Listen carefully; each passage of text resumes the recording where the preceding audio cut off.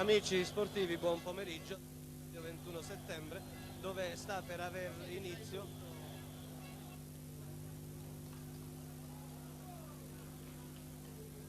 manovra piuttosto insignificante a centrocampo. In questo frangente ha potuto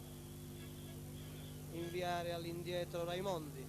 cross intanto dello stesso Raimondi con Aprile che sul prosieguo dell'azione si impossessa della palla, cede a De Laurentiis che lavora un buon pallone, lascia proseguire Florio, dribbling di Florio e pallone che si gira molto ma molto bene, cerca di centrare dalla parte opposta per Galasso, chiedo scusa, e fallo laterale battuto un po' a sorpresa, evitato l'intervento di Bussalino che è stato saltato molto elegantemente.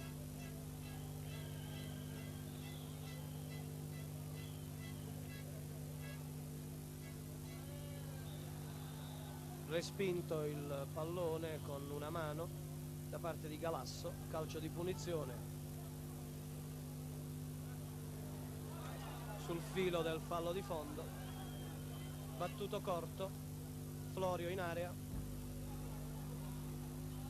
respinta di Redeghieri, ancora in corner. Siamo al 10° della ripresa, quinto angolo per il Matera, ancora De Canio, traiettoria tesa, Sassanelli,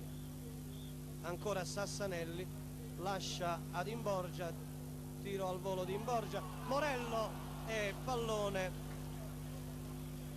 fuori la rimessa laterale di Generoso, serie di interventi direi abbastanza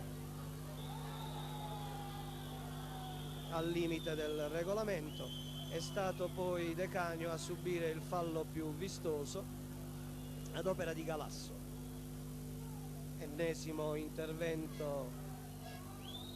dell'arbitro, mentre Galasso si è rialzato, non filtra il suggerimento di De Laurentiis per De Canio ed è Generoso alle prese con Zanone che ha saltato abbondantemente l'intervento di Generoso alle prese della pressione materana come già domenica scorsa a Palermo. Ottimo intervento di anticipo di Bomben su Florio, tentativo di Florio, riesce a liberarsi il numero 11, tiro ed è completamente